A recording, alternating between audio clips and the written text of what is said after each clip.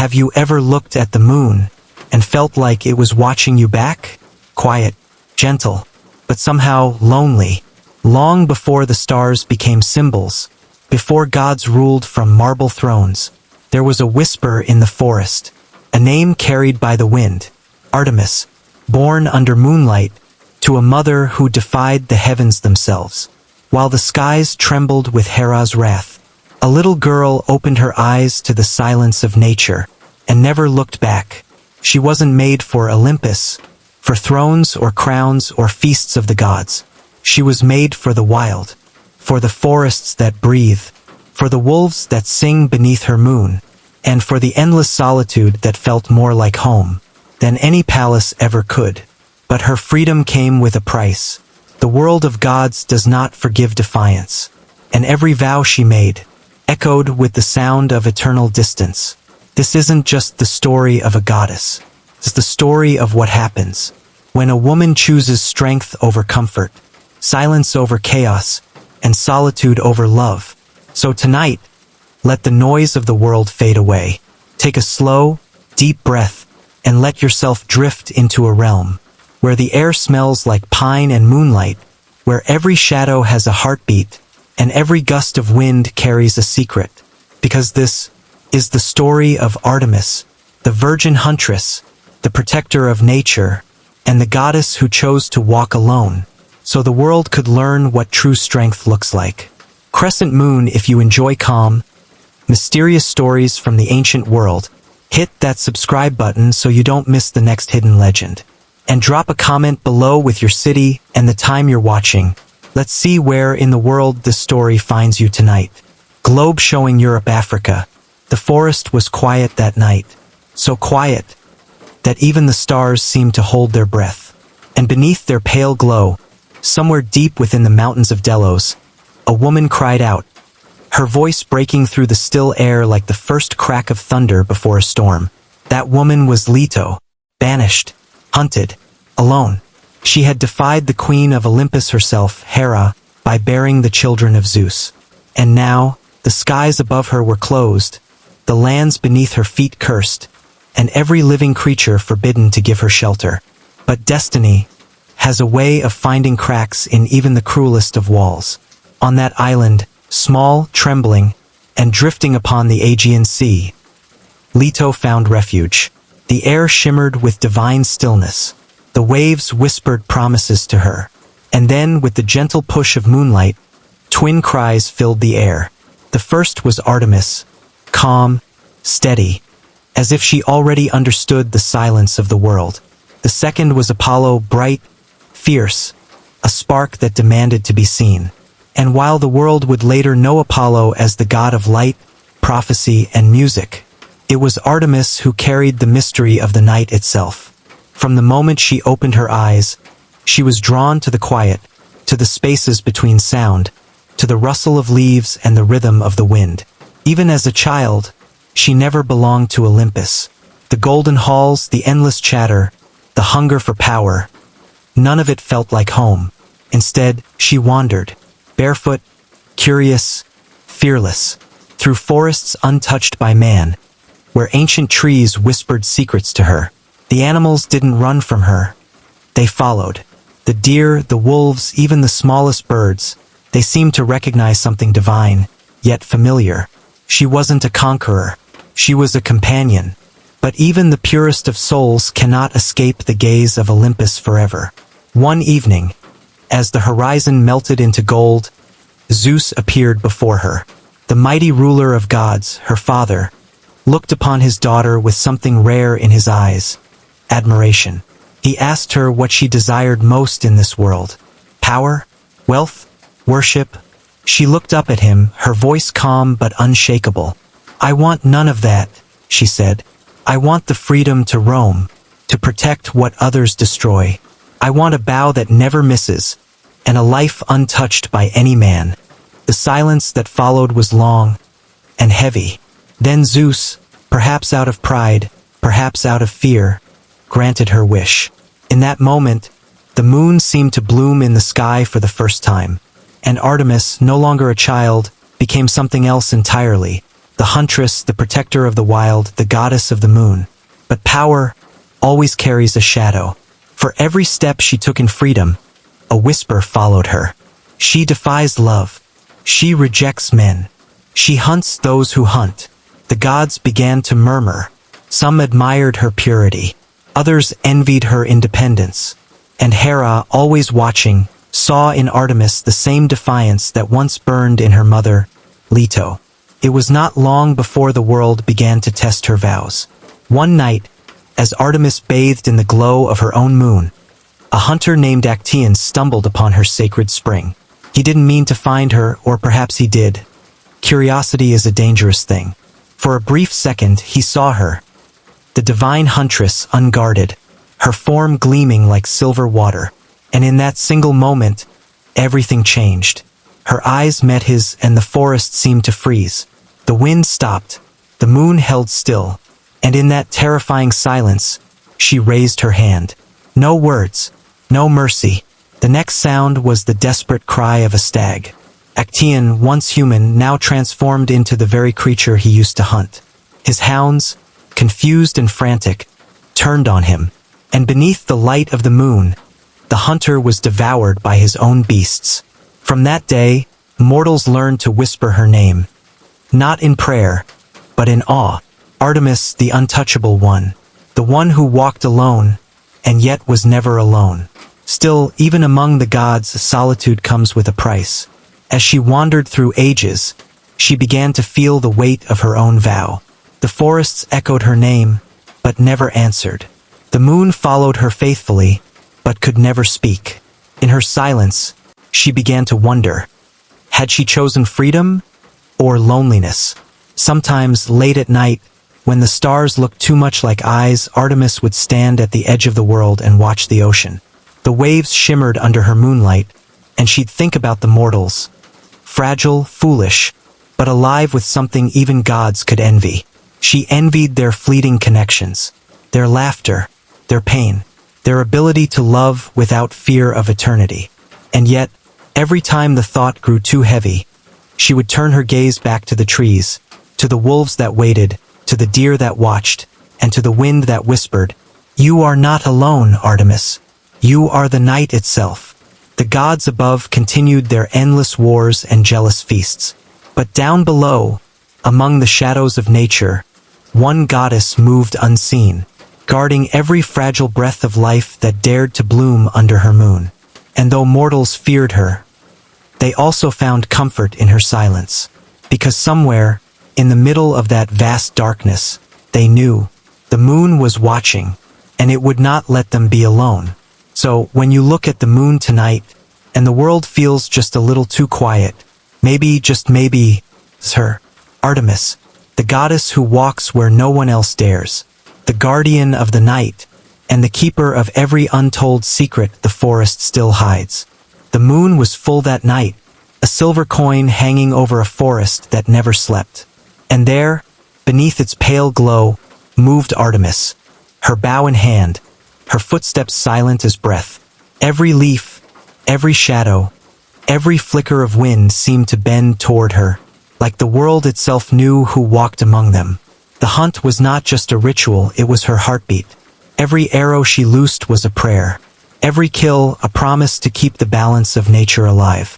But balance has a way of demanding sacrifice. Because where there is beauty, there is pride. And where there is pride, there is always someone waiting to test it.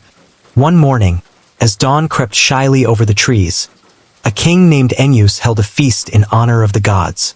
He offered wine to Dionysus, gold to Apollo, and sweet fruits to Hera. But in his pride, or perhaps in his carelessness, he forgot to honor Artemis. And the moon goddess does not forget. The air grew cold that night. The torches flickered, and the laughter of men turned uneasy. Then came a sound, deep, rumbling, primal. From the shadows of the mountains emerged a beast unlike any seen before. The Caledonian boar. Its tusks were like ivory blades, its eyes burning with divine rage. And in that roar was Artemis's vengeance. The beast tore through fields, trampled crops, and shattered villages. For weeks, no man dared to hunt it, until one mortal stepped forward. Atlanta, a woman swift, fearless, untamed. She carried her bow like it was part of her soul. And when others laughed at her, when men mocked her for daring to join the hunt, she only smiled. Because somewhere above, in the quiet heavens, Artemis was watching. When the hunt began, arrows flew like rain, but none found their mark until Atlanta's did. Her arrow pierced the boar's heart, quick, clean, divine. And in that moment, Artemis's wrath found peace. She had chosen her champion, not a man of strength, not a king of power, but a woman who walked in her own light, free and unafraid. It was the goddess's silent way of saying, "The wild belongs to no man. It answers only to those who respect it." But even gods are not immune to emotion. For all her strength, Artemis carried a heart that ached for those who wandered too close to her light and too far from safety. There was one such mortal, Orion, a hunter, a wanderer, a soul almost as restless as hers. He didn't worship her with temples or offerings. He simply understood her. They hunted together beneath the stars. They spoke without words, moved without hesitation. And though she had vowed never to love, something began to shift. Quietly, dangerously. Even the moon, her eternal companion, seemed to glow a little warmer when he was near. But gods and mortals, they were never meant to share peace for long. One night, her twin brother Apollo watched from Olympus, jealous of the mortal who dared walk beside his sister. He didn't rage or shout. He simply waited for the perfect moment. And when Artemis was away, Apollo whispered to the sea. He placed a small, distant target upon the waves. So far away it looked like nothing more than a dot against the horizon. Then he went to his sister. "Can you still hit your mark from this far?" he teased, knowing her pride would never refuse a challenge. Artemis smiled faintly. She drew her bow, her breath steady, her aim flawless. The arrow flew, silver and sure, cutting through the sky like fate itself. It struck true. But when she reached the shore, when she saw what floated upon the waves, the world fell silent. It wasn't a target. It was Orion, her friend, her companion, the only soul who had ever walked beside her without fear. Gone. The ocean whispered, the stars hid behind clouds, and for the first time in eternity, the moon dimmed. Artemis knelt beside him, her hands trembling, her breath hollow. She could not bring him back. Not even she had that power. So she did the only thing her heart allowed. She lifted him into the sky, casting his image among the stars, a hunter forever chasing the moon across endless night. And from that day forward, when mortals looked up at the heavens, they saw her, and him, forever apart, forever together. After that night, Artemis's silence grew deeper. She spoke less, she smiled less, but her power only grew stronger. The forests became wilder under her gaze. The beasts grew bolder. Even the moonlight, once soft and pale, began to shimmer like steel. Mortals whispered her name in both fear and gratitude. They prayed for her protection before their hunts. They blamed her for their losses when the forest took its due. But Artemis never answered prayers. She only listened, watched, judged, because she understood something even Zeus never could. That nature does not love or hate. It simply is.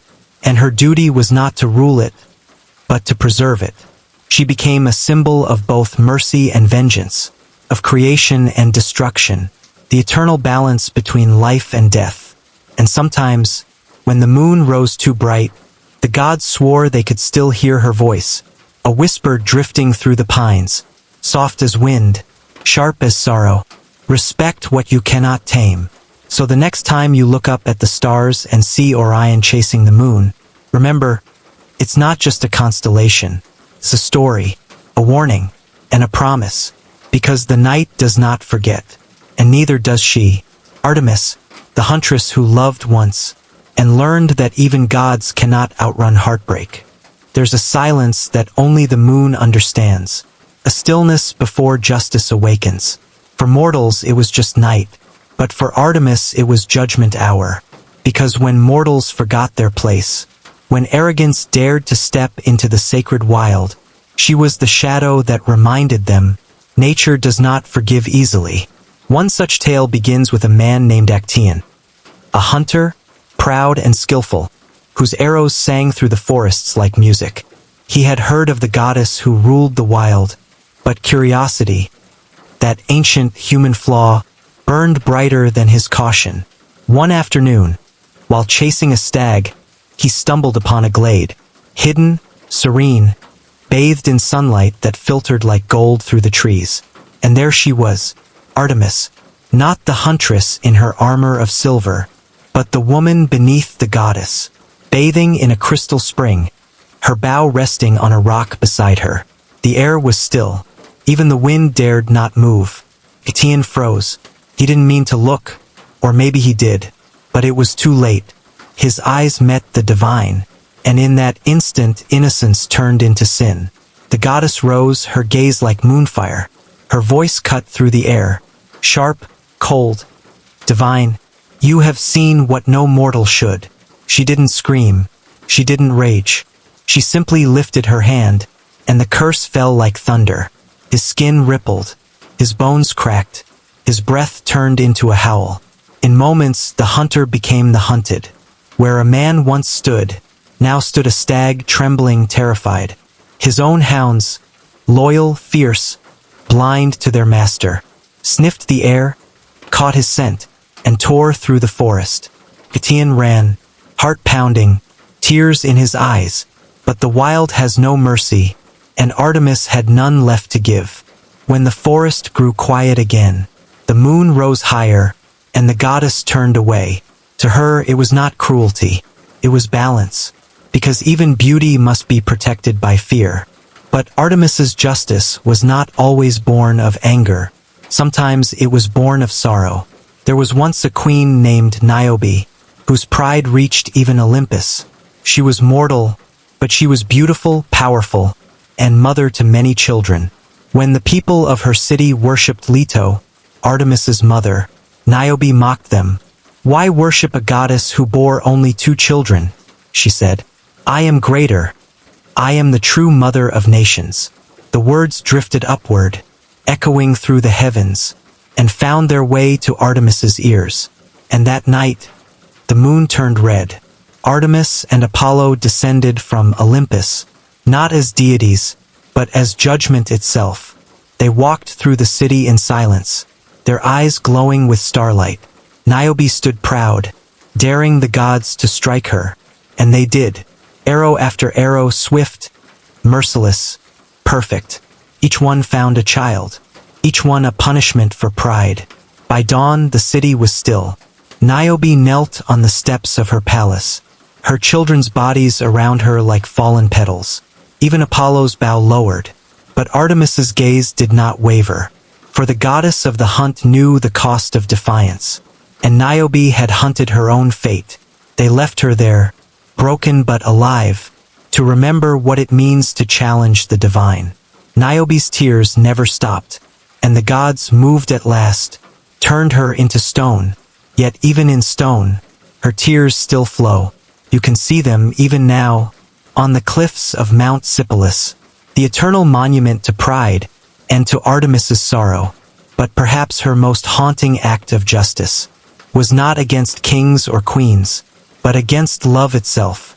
There was a young nymph named Callisto, one of Artemis's loyal companions.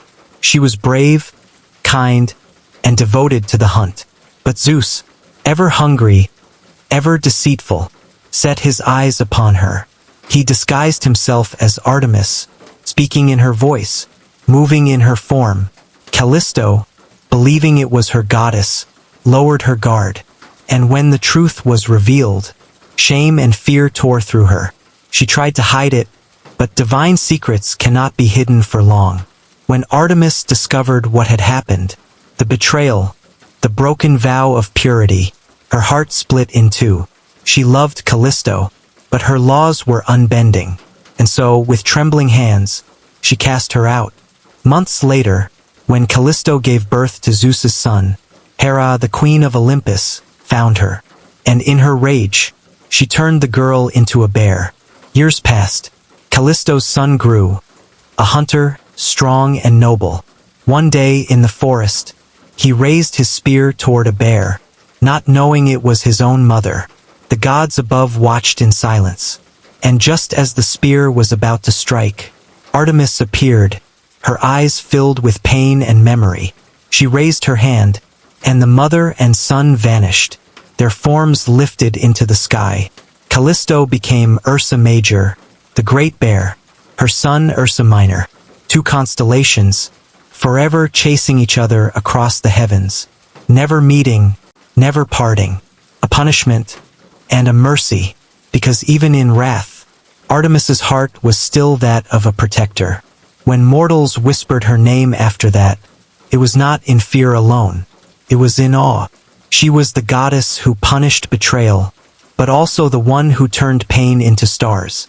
The forests became her temples, the moon her crown, the silence of night her hymn, and every time the silver light touched the earth, the world remembered, justice does not always roar. Sometimes, it whispers. So when you walk through the woods at night, and the moon follows your every step, don't be afraid, just listen, because maybe, just maybe, you're walking through the same light that once guided the most powerful goddess who ever lived.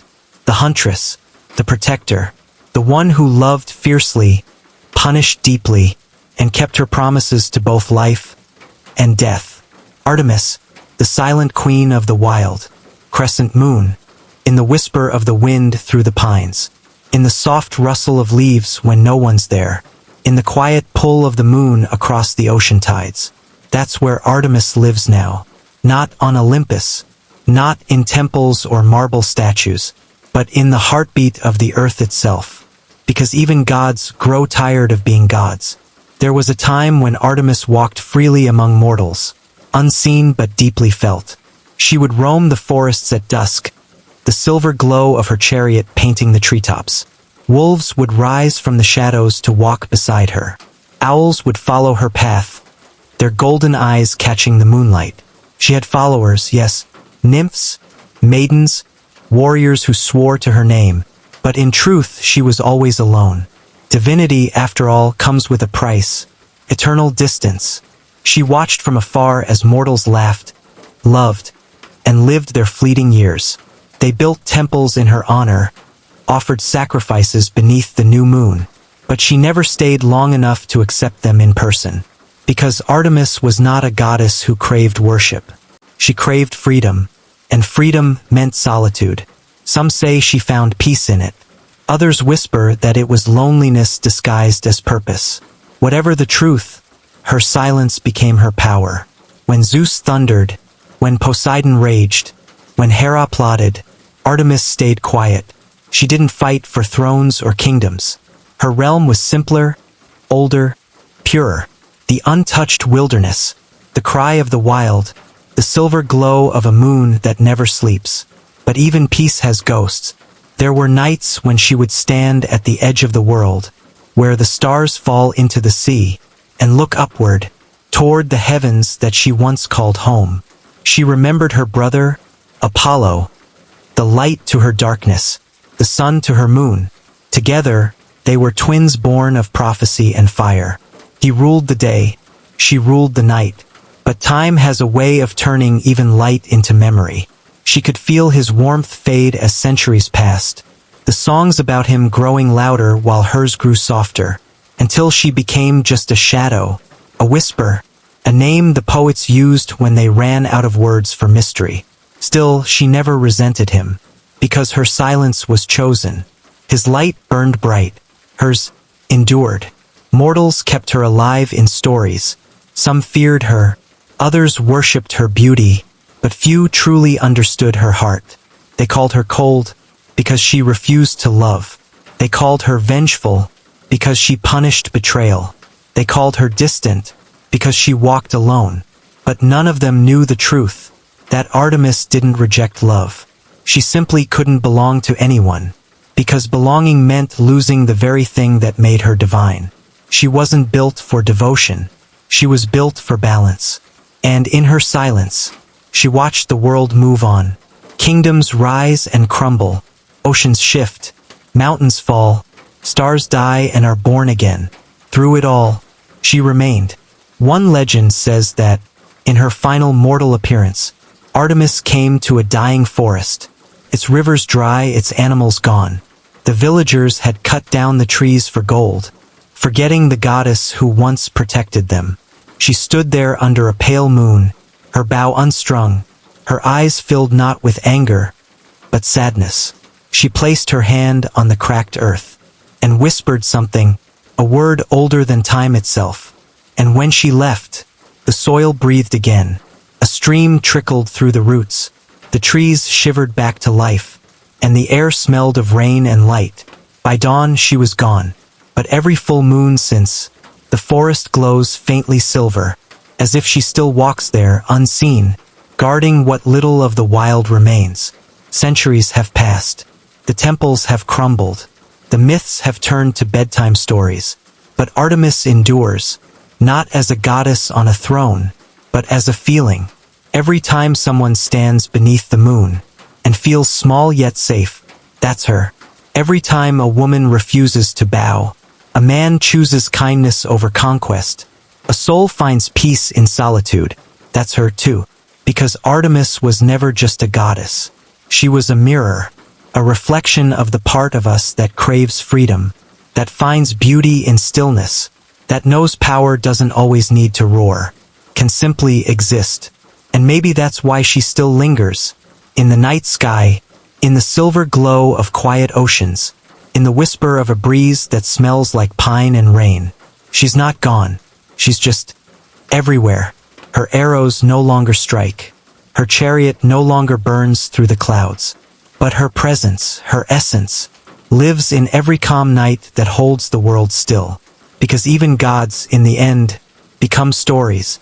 But Artemis, she became silence itself. And silence, my friend, never dies.